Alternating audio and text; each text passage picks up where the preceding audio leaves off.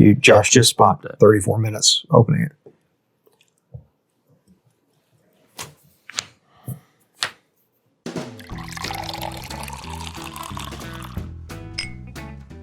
What's up, folks? Welcome back to Bourbon Theory. I'm Josh. I'm Bill. And this is an old versus new for the first time in a really long time. Mm-hmm. Like in an insanely long time. It's been 12 years for that bottle. That it has. Actually, 13. Yeah, it's 2026 now, folks. Mm-hmm. Stagg Junior. Regular Stagg. Why the Junior came off of it, I don't know. Don't know. It's really tiny. It's just right there. Yes, between the G, the opening and the G. Yeah. So that's batch 1.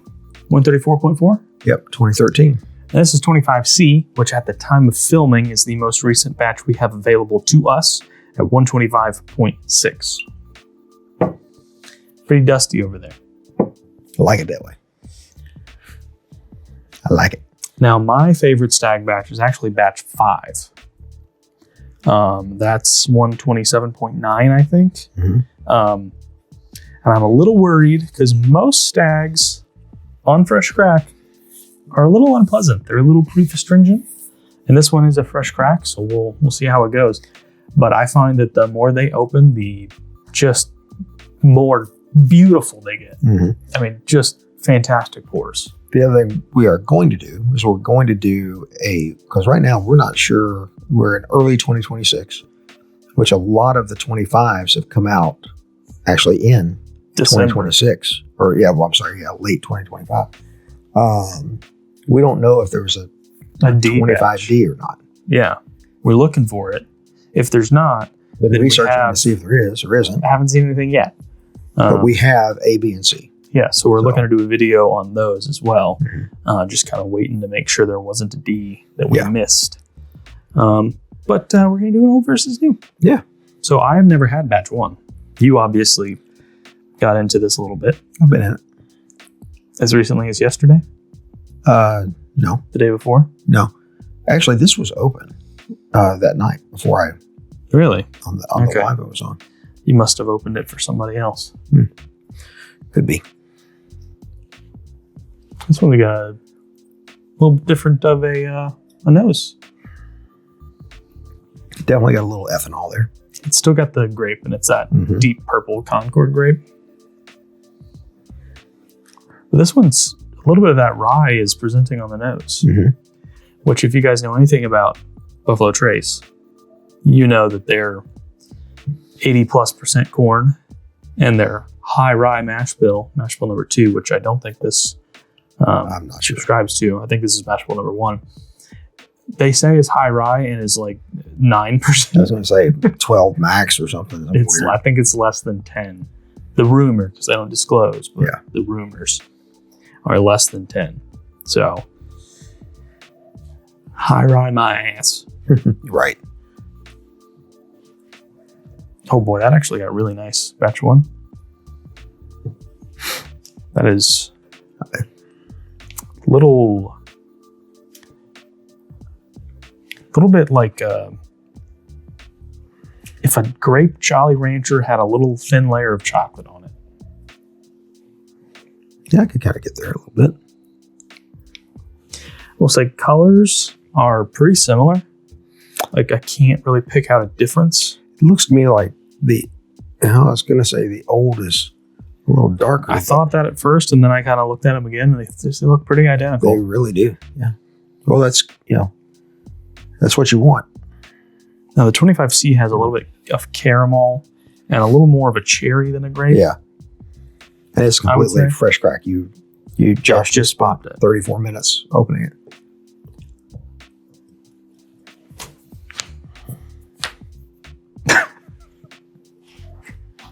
All right.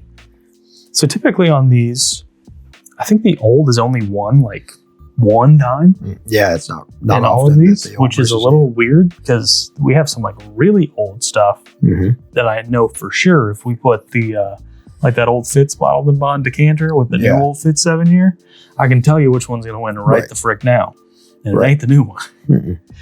So it's a little weird because there's an era in whiskey in which I don't know if it's the time it spends in the bottle and what little oxygen is there, especially if there's any sort of oxygen leakage, what it does inside that bottle, the way it oxidizes. And then with the new stuff, I don't know. It's hard to describe. Well, when you're looking at a legacy distiller like this, they want things to be very similar over they time. want to be incredibly consistent. Yeah. So I guess it's kind of what we're looking for. Right. I think it changes with these because of the proof differences, because there's about 9 points of proof difference between these two. Yeah. So about 4.5% alcohol. So and these are rumored 6 to 9 year old. Right.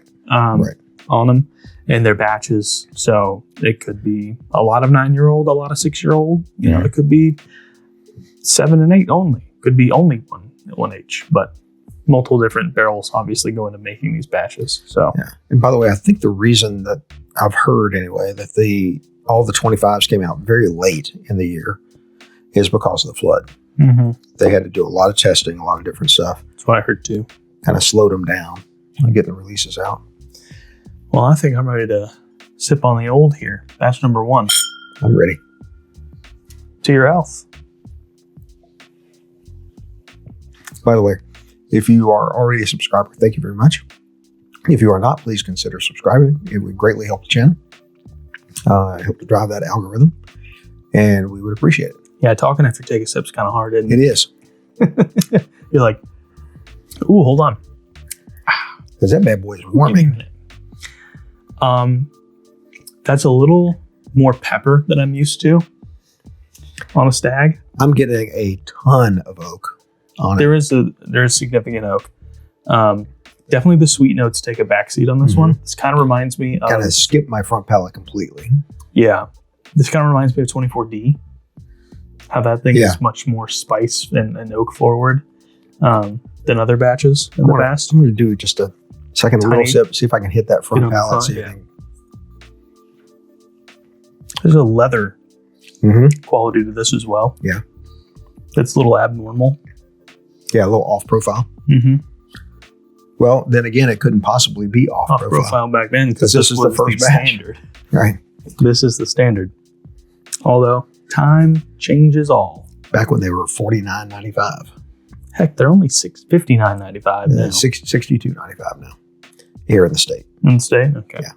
I mean, I'd still... Do you pass a Stagg Junior? No. A baby Stagg when it's sitting on the Especially shelf? at retail. No. Yeah.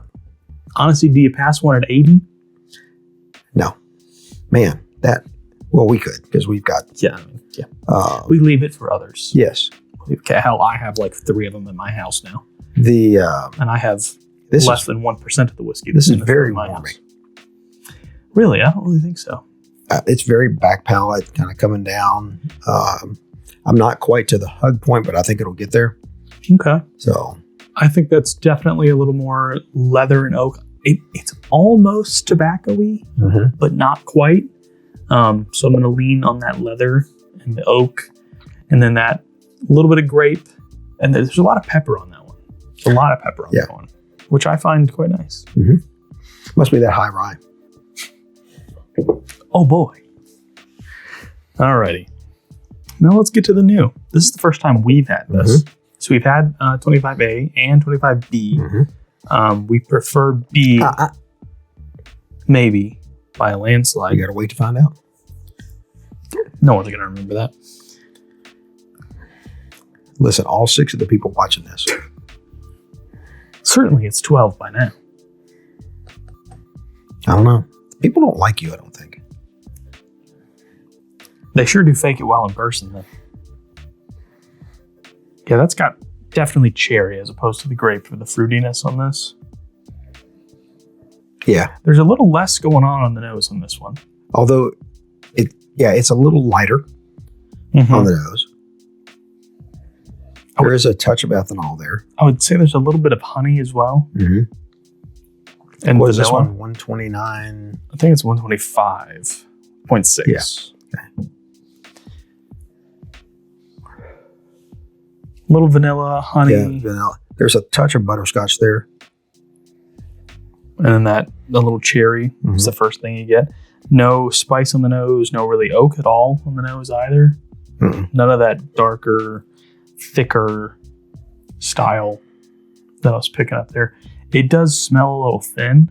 There's a little, yeah, it does. But there's something darker there, like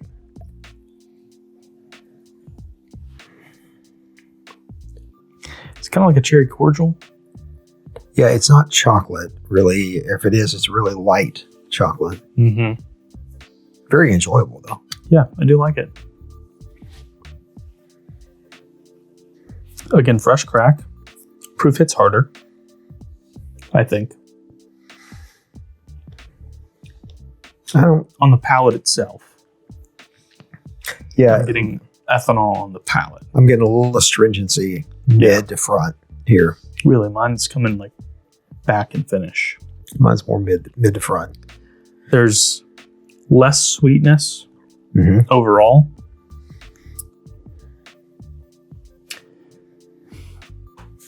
This one's a little more... I think we got a second sip it. Yeah.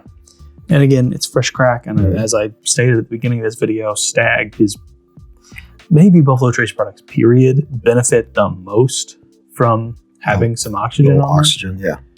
Because I can't tell you how many times I've had a Buffalo Trace pour, even Eagle Rare, my absolute favorite for many, many, many years.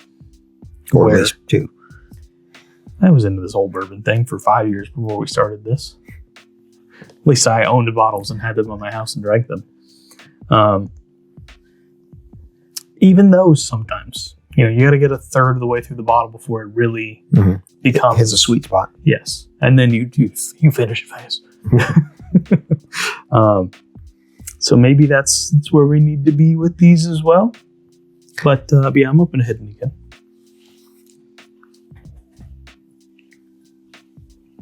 The astringency is still there a little bit. Yeah. The cherry note's a little stronger this time through. I don't think we're gonna move off from where we're both at right now. No, I don't think we will either, but I like to drink, so I'm gonna drink some more. Oh yeah, there's no doubt. Yeah. Old wins. Old wins. Old wins. Batch 1. And we'll see with some oxygen. See what happens. See what happens with this one. But yeah, this will be interesting. Maybe we should do a oxidation experiment. I have an idea for another experiment, but I'm not going to talk about it now. Josh won't go for it anyway, but depends on how much editing I have to do. Oh, this would be easy. Okay, then maybe. So, old. Batch 1, 2013. Yeah. 12 years difference. So,